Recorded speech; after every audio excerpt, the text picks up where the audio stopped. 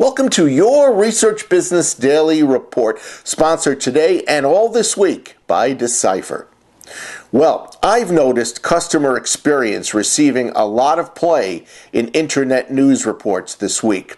Take, for instance, FastCompany.com's publication of the very strong beliefs of customer experience heavyweight Harley Manning.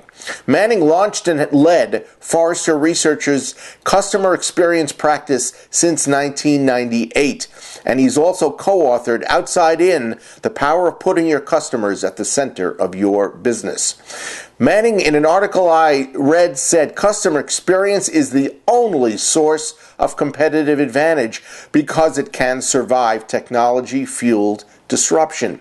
He also disclosed that Watermark Consulting used Forrester data to calculate the performance of a portfolio of publicly traded companies that could be characterized as customer experience leaders.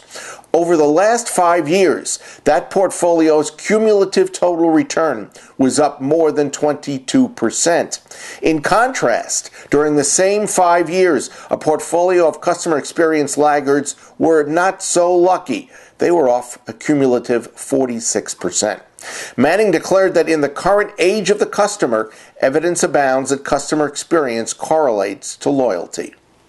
Next, yesterday we reported about the Anik Mobile Posse mobile research advancement, but questions regarding mobile research's proper use, biases, etc. still remain. Kathryn, Korostoff, president of Research Rockstar and one of the web's most recognizable research executives, pointed it out to us when we spoke to her recently. I think we understand it sufficiently that we need to test it.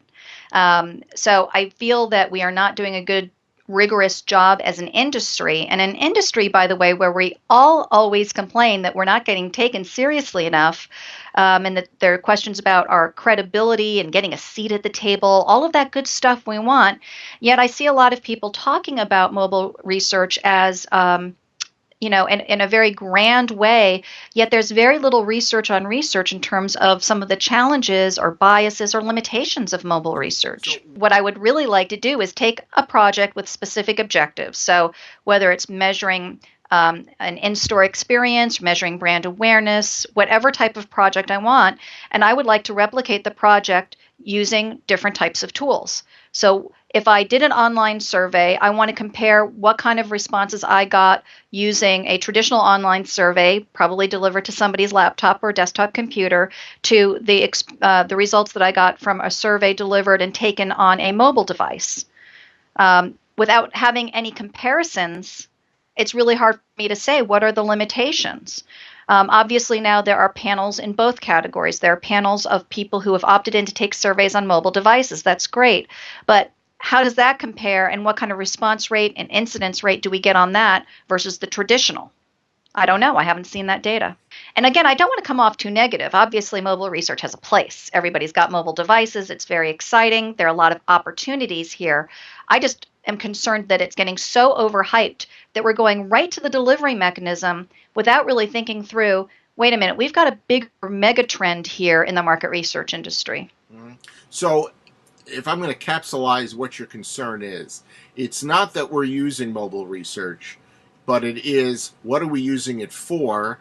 What can we reasonably be getting out of it that makes sense and that doesn't find itself just beset with biases that we're not even aware of?